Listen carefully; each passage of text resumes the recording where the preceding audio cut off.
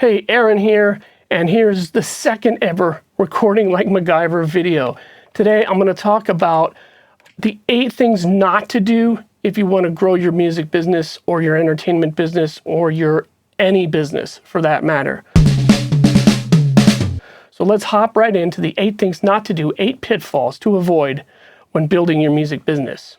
Number 1, inconsistency. It's probably the top cause of failure in every creative business and really any business. So have you ever turned on the TV expecting to see your favorite show and it just didn't happen? The lead cast member didn't show up or the script just didn't get written? No, not ever, never. It doesn't happen, right? Every week you turn in, there it is. That doesn't mean you need to create like crazy impossible promises and die trying to fulfill them. But what it does mean is if you can't consistently show up and create, you need to learn that skill before you go any further. And you can still let your muse do what it wants, but learn how to drip that sporadic output to the public in an even way. This is easy enough to do using scheduled posts, future release dates, and contrary to the big TV model, not over-promising. If you've got 18 songs in the can and ready to go, yeah, create an 18-month, every month there's a song release schedule. If you've got 0, don't promise you'll do 1 every month unless you really, really know you can. And if you don't have much content, just make sure you're showing up regularly. That may mean checking your Facebook daily, responding to comments, sending a monthly email to your list, doing a live video, or simply showing up to open mics predictably. Whatever you can do consistently, do it consistently. Don't try to do more than what you can do consistently. Finally, consistency also means emotional consistency. Give every contact the same great experience when they interact with you, and let your emotional whims and brilliant insanity out in the studio or on the stage, not in your relationships. Okay, number 2, lack of focus. Here's an area where you've probably been given some bad advice.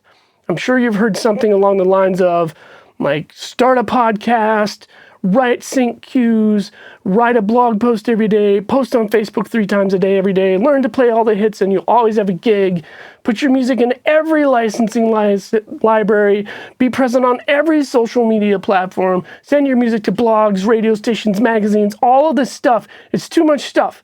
The problem with advice like this is that it encourages you to dilute your focus and creates, wait for it, inconsistency, right? If you're trying to release music, play shows, do licensing cues, write a blog post every day, and do a podcast, you won't be focused enough on any one of them to do it justice. So podcasts are going to be late or sporadic, blog posts will come when they come and disappear for months, and guess what? You'll eventually stop making music. When it comes to social media, it's tempting to think that being on more platforms will get you more traction. But try spending 2 years solid responding to every Facebook comment, Twitter mention, Instagram post, LinkedIn request, MySpace, whatever they do, and you will quickly find yourself drowning. Better to pick 1 than do 3 poorly. Maybe 2. Similarly, you may have seen advice about reaching out to blogs, radio stations, Spotify playlist curators, internet radio, magazines, labels. Look, before you spend any time on that, think through your goals and decide what will do the most for your act. Again, 1 push done well in one direction is better than 8 done halfway. That brings us to number 3, wasting time and or money. And this is just another version of focus. Yeah, it feels good to get that little bit of validation every time you get a review in a cool publication, or a radio play or a Facebook like, but the question is this investment of time or money in those vanity metrics going to create a return, a financial return? If emailing blogs is taking you days and days and you're getting a response rate of like 1 out of 100, and you'd be lucky to do that, and an actual review in another 1% of those, and some of those don't even have a link to your music, and the only link to your music is a Spotify link, and you have no way to capture, track, or communicate with people who read the post, your time is probably not worth that effort. If you spend money on that effort in the form of a PR company or a virtual assistant, you've probably wasted your money.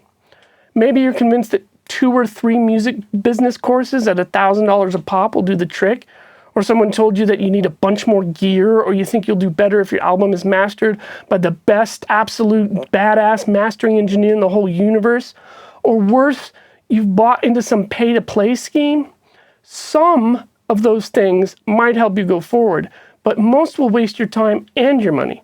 So instead of falling for the old, if you're not willing to invest in yourself line, stop and take a hard look at anything you're about to put money or time into and ask, how likely is this investment to return or forward my career in a specific and measurable way? Number 4 may sound a little contrary to number 3. It's DIYing everything. So yes, while you don't want to spend and waste money on every service and gadget out there that you may not feed your bottom line with, you also don't want to be doing everything yourself. Trust me on this one. This is one I know. It's what I always have done. Too much DIY. If you're trying to write music, mix your songs, master your songs, build your own websites, take your own photographs, write your own press releases, do all your own promotion, well, you get the picture. Not only will this waste time, but it also leads to a lack of focus, which will hurt your quality. If you happen to be a web developer or a photographer or a graphic designer for your day job, it makes sense to use that skill set to further your music career. And if you have absolutely no budget, then you'll be forced to do things yourself for a while. But as soon as you can, get the things that you aren't good at into the hands of the people who are. And so that brings us to number 5, trying to bootstrap. Speaking of having zero budget, don't. That may seem a bit harsh, but the truth is it's a rare business which doesn't start off with some outside funding. Especially in music, and more especially with recorded music, you'll find yourself stuck at almost every turn if you can't spend anything. So obviously, if you can make money playing live or with a sync license or two, you can put at least part of that back into your business. And you should. But you'll find a whole world of ease and grace available to you if you let yourself fund your music business with your other endeavors, like your day job. It can be quite a trick finding time for a job and your business, but there are plenty of ways to strike a balance. Flexible work that you can do remotely, part-time work, and reducing your personal expenses are all really helpful things. I write for a living. I'm a writer, and I write mostly about music and production, but I get paid directly to do that. I don't have to wait for the blog to monetize or anything. That's where I get money to fund my other endeavors, and of course my life. So striking the best balance you can when it comes to what you do yourself and what you delegate is wise as well. And it's easier to do if you stick to actions that really have heavy value. As I mentioned before, do take the time to evaluate any potential spend of time or money in terms of how well and how fast it can return. Number 6, making it about you, or not making it about you. Here's what I mean. You've probably been told it's not about you. That's true to some degree. If you are the only one who loves your product, aka your music, you're going to have a tough time making a living. So you need to think about who your fans and customers are and what they need. You want to move, touch, and inspire people, which means whether you love the sound or you don't love your own sound isn't actually the top priority. But by the same token, if you're not true to yourself, good luck moving people. You must be authentic to your own inspiration in order to be inspiring to others. This is where making it about you is important. The fact is, people don't care about music. They care about people. Your fans will be fans because they care about you. They care about your story, the value you can bring to them as a leader, and the difference you can make in their lives simply by being brave enough to put your creativity out for them to see.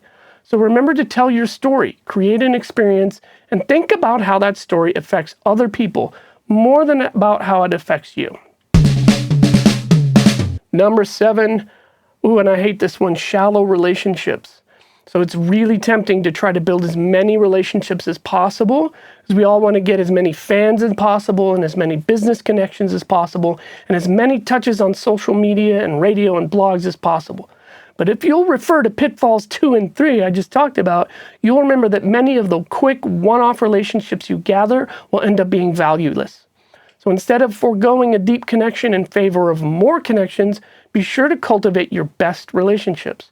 Take great care of your super fans, build lasting partners with a few incredible collaborators, and be truly there for businesses who value and fit you. When it comes to building new relationships, build them slowly. Introduce yourself, add value to the relationship, be patient. Nothing alienates a potential fan more than spamming their messenger box with a link to buy your record when you don't even know them. So this is another version by the way, of focus. It's far better to have 1,000 superfans all spending $100 a year on you than 10,000 followers who spent $1 and forgot about you. Do the math on that, yo. Number 8, and this is one that we don't talk about enough, not vetting music. It's a thing that gets swept under the rug too much, but most music sucks. There, I said it. You can do all the right things with your promotion, your relationships, and your branding, but if your music is terrible, you're facing an uphill battle. The truth is, though, if you're serious enough to read this, you've probably got what it takes, so don't sell yourself short just yet, but be honest. Did you really take the time to get feedback and actually make changes when you got feedback? This is the thing that separates professionals from amateurs when it comes to quality. It's not expensive gear, it's not flashy studios, and it's not that major label musicians magically have 50 times more talent. That's simply not true. It's just that truly professional work is vetted.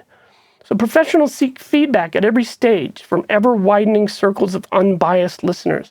Over the course of a production, change after change after change is made until what is finally released to the general public is polished, crisp, and excellent.